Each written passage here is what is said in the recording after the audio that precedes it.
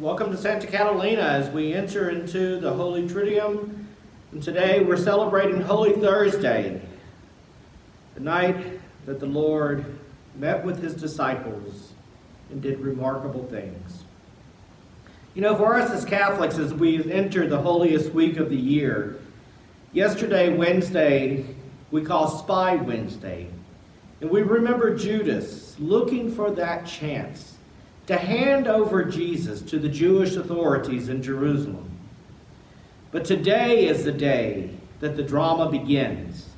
The day that we remember Jesus instituting the Eucharist, the source and summit of our faith.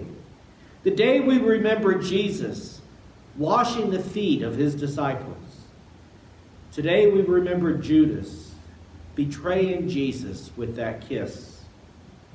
Today we remember Jesus' agony in the garden, and so clearly telling Peter to watch and pray. You know, traditionally this day is called Maundy Thursday. Maundy deriving from the Latin word mandatum, meaning commandment. Because this is the day that Jesus gave the most important commandment. Love one another as I have loved you. This is a day all about service. You know, James chapter 1 verse 13 tells us, be doers of the word and not hearers only, deluding yourself.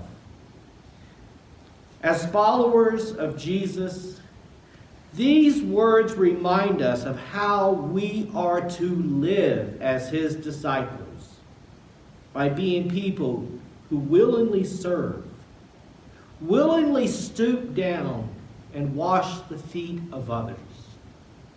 You know, in Jesus' time, this job was a job of a servant or a slave.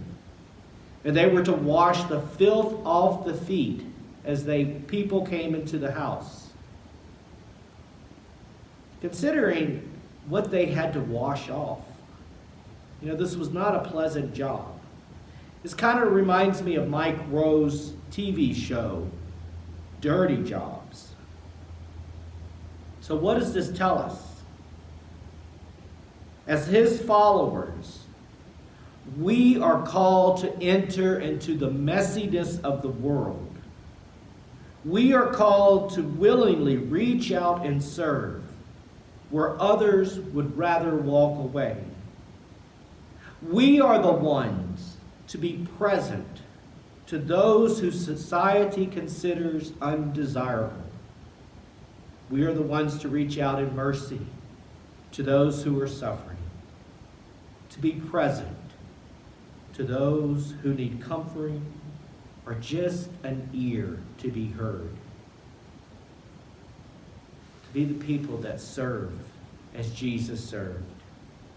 To encourage as Jesus encouraged. You know, there's an organization I have encountered several times in my work in vocation ministry, and it's called Christ in the City. It's an amazing organization where young people willingly give up a year or more of their lives to live in community with each other, all so that they could spend their day just hanging out with homeless people, taking the time to talk to them, to feed them, to play games with them, to bandage their wounds of body and spirit.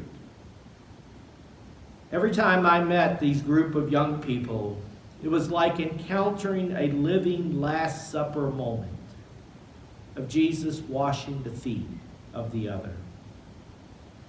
You know, serving is something that can be done at every stage of life. For the ones who just cannot physically go into the streets anymore, there are other ways that they can serve.